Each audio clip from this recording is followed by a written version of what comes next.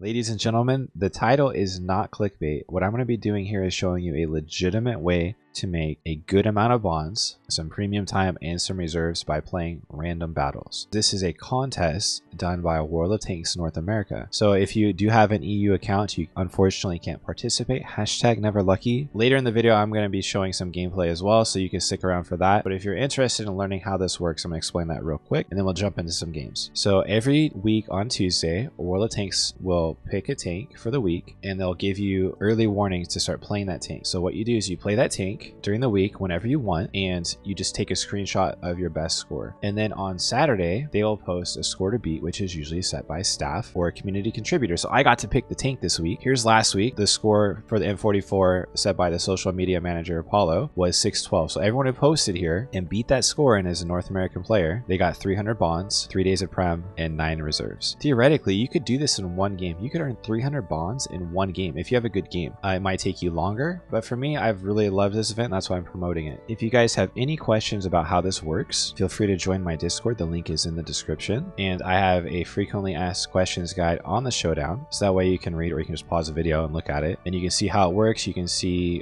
when the deadline is, how you get paid. And we do have a leaderboard. We participate as well. And so now we're going to get into some gameplay of me in the T67. But I will be discussing how to improve your base XP scores, which is something that can help everyone, not just the people who are doing this contest. Alright guys, very first game here, it looks like we are bottom tier, which is not a good thing considering I don't have 6th Sense or any crew perks, or even a 100% trained crew.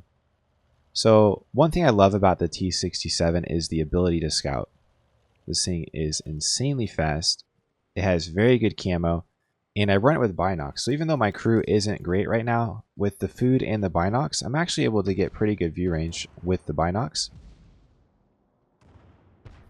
This play sometimes can cost you, but in general, bushes like this are very safe. So unless they send someone all the way up the road, I'm not going to get lit here, even if I was in a medium tank. And so that ends up being a good play for the T67. Unfortunately, I only got 72 scouting, so I was sharing the vision with the AMX ELC. He was doing more of a YOLO approach, and he went across the field, and he didn't make it. So what I'm going to do here is I'm going to fall back because I don't want to risk the Crusader coming up the middle road, which he actually could, and I don't think I would spot him until he was about halfway up. So I just go ahead and I relocate here to another safe position because I am bottom tier. So I fell back to this rock, and it turns out that the Crusader came up the middle road, and it's a good thing I wasn't there. And look how fast the T67 kills things. I think this thing can 4-shot most tier 5 mediums and light tanks, of course, which that's about 10 to 12 seconds depending on how fast you reload in this thing, which is something interesting about the T67 because it can kill really quickly, but you can also die really quickly because your HP is so low and you have no armor. If you put yourself in the right position, and often people will snipe in this thing, which is fair because if you make a mistake, you're dead. But when you're sniping, you're getting less experience. So as I killed the Crusader right there, I was spotting him. So I'm getting more experience per shot than if I was really far away and someone else was spotting him. So I decided to shift flanks. I didn't really feel good going middle or towards the Stug. And I end up coming in and trying to fight this Oni. And this is another situation where I'm close enough that I'm technically spotting him through this bush. It's not going to give him camo. And so I'm also getting some of the experience from spotting him as I deal damage. I'm not getting scouting damage or scouting assist, but when you are shooting someone that you are also spotting, you will get higher experience. And that's why a lot of the times you will see a tank destroyer be top damaged by quite a big margin, and he won't be top experience, is because they're sniping.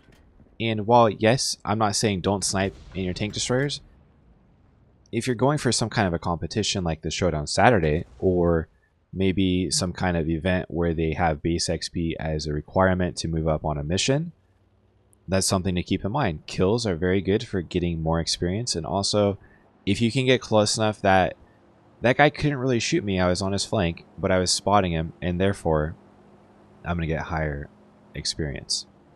So quite a while elapsed, and I decided to come up over here. I'm thinking, where is this T67 at? if I were the T-67, where would I be in position? And I know that the K line down there is very strong for defending. And so what I do is I come up and I post up, and I'm going to decide to throw some blind fire on what to me is a very common position. So there's 1, no hit. 2, they're not really going where I want. Right next to the rock, I pick up the kill. He had to be very low health because I only do 100 and something damage. So even with no health, a T-67 in a position like that is deadly.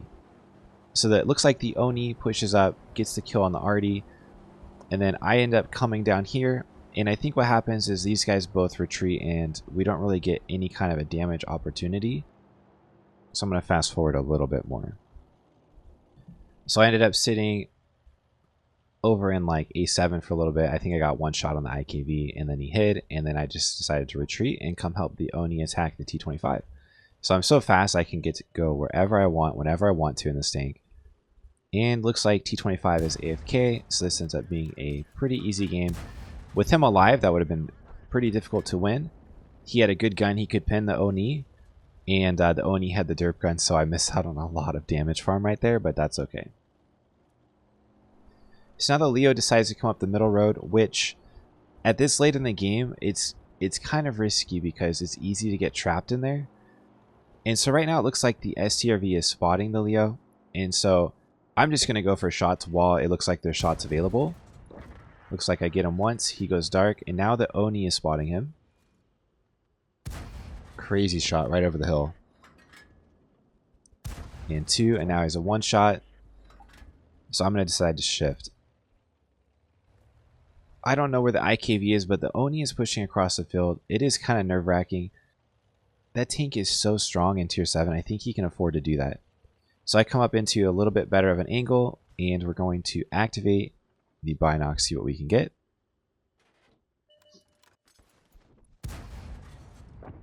It's really hard to push middle on this map, even late game, because if you try to go early game, there's almost always a tank destroyer on those rocks. They have bush cover, they have rock cover, so if they get lit, they just move behind the rock. They can outspot you from the bush. You're just super vulnerable. So I ended up being a very good spot just to get a quick, easy kill. Unfortunately, he tried the middle road, which is no bueno. So we end up going and chasing the IKV. It's really boring.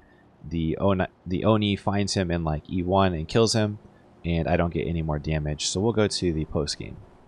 So here's the post game stats. It looks like I got 1,980 damage with 223 assists and 2 kills, which ends up being 930 experience, which is very good experience for a T-67 and a tank destroyer at low tier.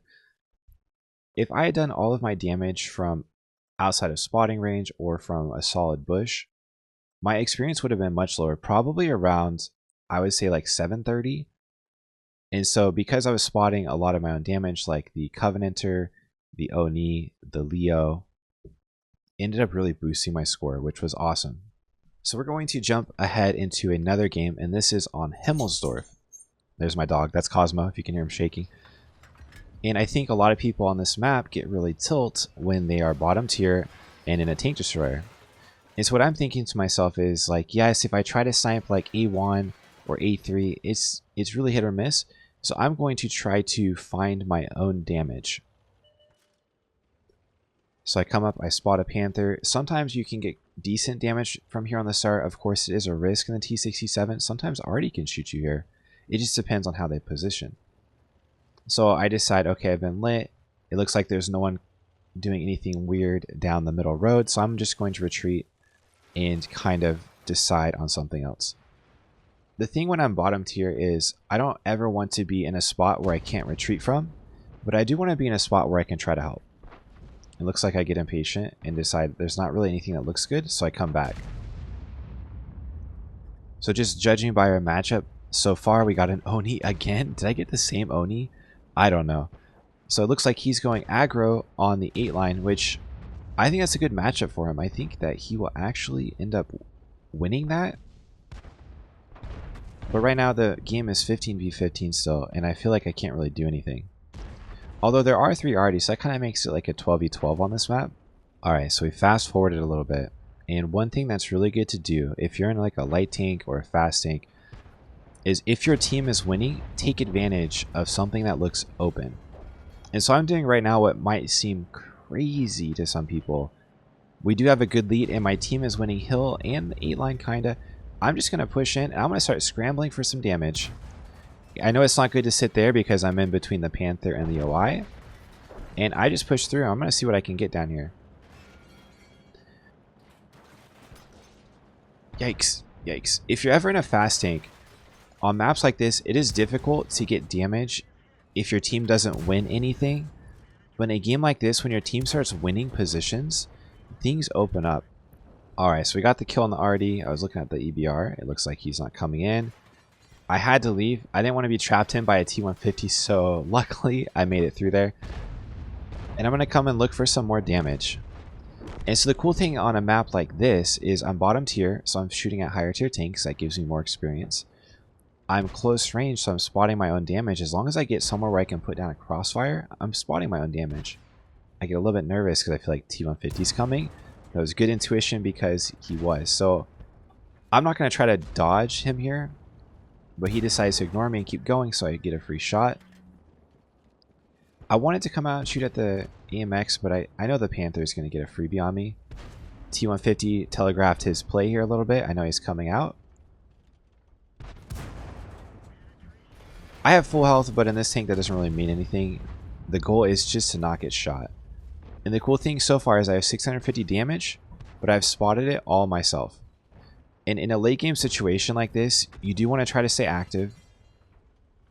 I was kind of pinched in. I got somewhere where I wasn't quite perfect in a flank position, but I'm still able to be there and wait for the moment to happen where I can get damage.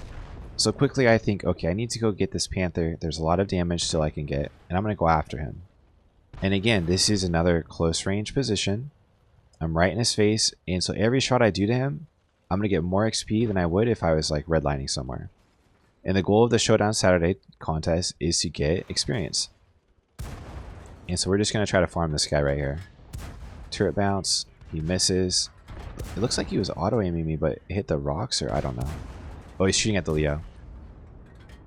So we're just racking it up. Free damage. How much did I end on?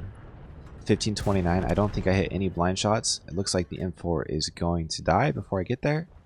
He is.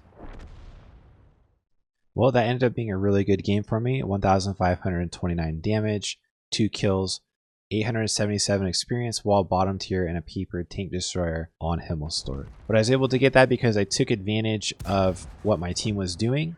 And I was in a position that allowed me to do that rather than being somewhere a little more hesitant like A1, which is an option sometimes. But being in mid, I was able to jump into some open space and then get my damage up quickly as the game was spiraling into a win. On a loss, I would have been more conservative, of course, and tried to shoot people and played more defensively. So if you guys are interested in participating in the Showdown Saturday, feel free to join the Discord and look for the announcements in there, or follow World of Tanks on Twitter or Facebook, because that's where you have to post your screenshots. And wait until Saturday when I choose a game to share for the score. It's not going to be one of these. These were played at a different time. And just give it your best shot, and we'll see if you guys can beat me. Anyways, have a nice day, guys, and I'll see you in the next video.